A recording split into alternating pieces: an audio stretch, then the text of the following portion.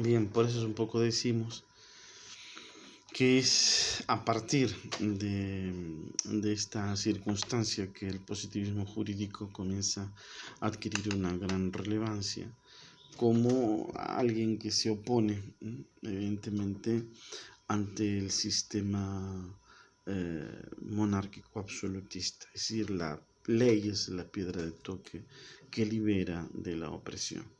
Por eso vamos a ver, por ejemplo, en el fenómeno de la codificación, que veremos bolillas más adelante, vamos a ver el fenómeno de la codificación francesa, en donde Napoleón, influido por los idearios de la Revolución Francesa, hago un paréntesis, aunque después se hace emperador, pero esa es otra historia, va a diseñar esa idea de código de unificación de normas de derecho privado francés como una manera de establecer una garantía general de normas que sean reglas establecidas, reglas permanentes que no puedan ser modificadas al antojo o al capricho del legislador. Más aún, Napoleón prohíbe la interpretación del código por un lapso de tiempo. Bien, pero esta idea tan idearia sobre la conceptualización de un derecho normológico en donde la ley es la ordenadora de todo el fenómeno, cuando se empiezan a extremar sus consecuencias a partir de un desarrollo del positivismo muy fuerte, vamos a ver que esto va a tener un impacto desde el punto de vista de la verificación histórica real y concreta. Y esto sucede, por ejemplo, y tenemos el ejemplo claro en la Alemania nazi, en la Alemania de Hitler. Toda la ciencia jurídica entiende que uno de los códigos jurídicos más perfectos es el código alemán de esta época. Ahora bien, esta joya de la normología partía de una idea de carácter básica, de una noción básica, que todo está en el campo del deber ser. Todo el fenómeno jurídico que regula la conducta humana está en el campo del deber ser. Todo está abarcado por la norma, absolutamente todo. Y desde este punto de vista diseña un concepto que es el concepto de la persona o de la ciudadanía, con una idea básica, que la atribución de esa personalidad, del sujeto de la persona, es una atribución de carácter normativo, es una categoría jurídica. Por lo tanto, esa categoría jurídica, esa atribución de persona, es dotada por el Estado, a quien el Estado o el legislador en un acto legislativo indica imponerle. Ahora bien, el problema está que lo que el Estado da, el Estado lo puede quitar. Y esto tenía que ver con una historia especial de esta Alemania nazista. Ustedes saben que Alemania venía ya de una derrota muy fuerte en la Primera Guerra Mundial y la imposición de condiciones muy fuertes a partir del Tratado de París. Entonces es esta Alemania la que comienza a tratar de buscar de alguna manera recomponer su poder. Y en esa recomposición la idea del nazismo se basa esencialmente en que existen enemigos internos y enemigos externos. Es la primera vez que aparece este fenómeno en la historia. Antes podría haber habido traidores, pero estos eran individuales. Aquí el problema es que el fenómeno es un fenómeno de carácter colectivo. Hay grupos, hay sectores sociales, sectores humanos, sectores étnicos dentro del Estado que conspiran contra el Estado. Esto se conoció después como la teoría de la seguridad del Estado.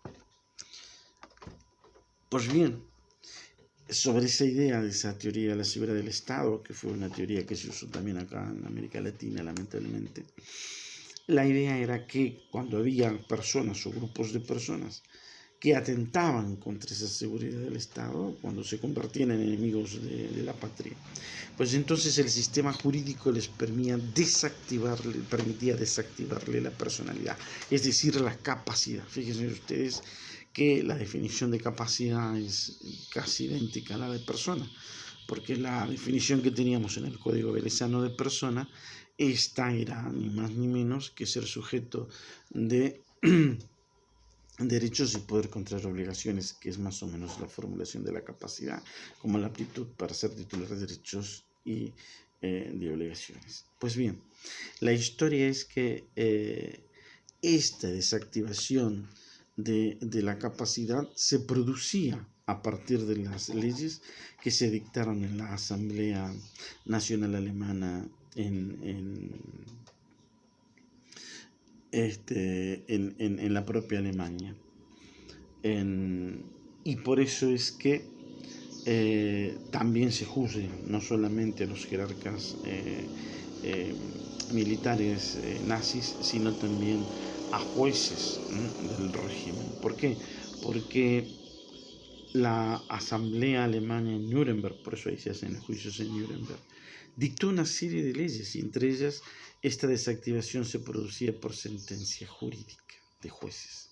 El sistema era perfecto, era de una lógica perfecta, pero que era absolutamente carente de toda posibilidad de poder pensar justamente si la norma era justa o injusta. Esto se discurre en los juicios de Nuremberg. La defensa alemana dice, bueno, es que esto estaba mandado por las leyes de la Asamblea Nacional. Por lo tanto, nosotros no hacíamos otra cuestión que cumplir la ley. Esta teoría se conoció como la teoría de la obediencia debida. Teoría que ustedes también habrán escuchado por estos lugares, por estas latitudes, en el tremendo y horrible proceso de las juntas militares en nuestro país.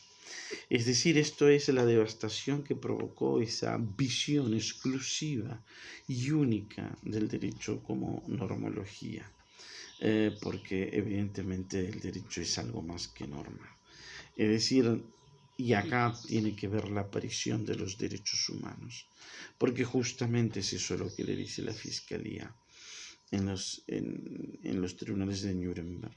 Es decir, el ser humano como ser humano tal, como realidad biológicamente humana, no puede ser un monstruo capaz de olvidarse de los presupuestos que hacen al derecho. No podemos olvidarnos de nuestra ética, nuestra moral, nuestro sentido de justicia. Y nadie está obligado a cumplir una norma cuando se resbasan esos principios de justicia.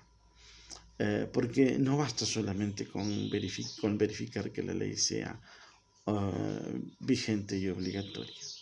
Esa idea de una sociedad basada exclusivamente en una visión jurídica de la obligatoriedad no logra la cohesión social. Es como, por ejemplo, en la pandemia. Nos piden que nos quedemos en las casas y hay normas inclusive dispuestas en ese sentido. Pues bien, si yo incumplo la norma nada más que porque no tengo quien me castigue, porque no tengo quien me obligue, y cuando no está el que me obliga, lo hago, pues esa es una idea de una justicia, de un derecho basado exclusivamente en el sentido de la sanción y de la obligatoriedad por la sanción. En cambio, cuando yo veo o entiendo que debo cumplir la norma jurídica, porque lo que está en juego es la convivencia pacífica de nuestra comunidad, lo que está en juego es mi propia seguridad y la seguridad de los otros.